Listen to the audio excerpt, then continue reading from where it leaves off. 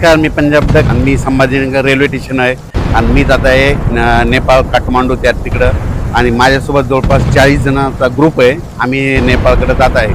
तर जाता जाता एक महाराष्ट्रातल्या शेतकऱ्याला एक अंदाज देऊन जाणार आहे.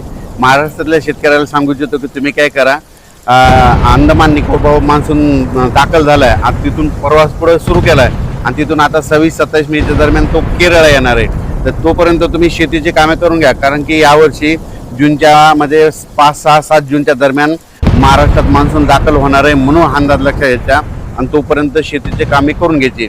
पण त्या अगोदर हे मान्सून दाखल अगोदर होण्याच्या अगोदर मेच्या शेवटच्या आठवड्यात म्हणजे 27-28च्या नंतर महाराष्ट्रात स्थानिक वातावरण ठिकठिकाणी अवकाळी पाऊस पडणार आहे.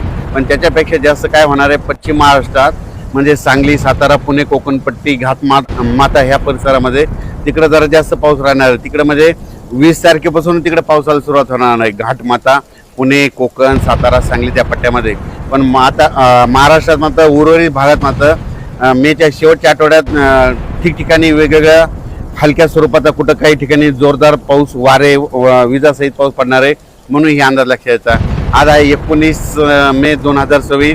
मी नेपाळ आमच्या ग्रुपसोबत आमच्या जवळपास 40 जणांचा ग्रुप आहे.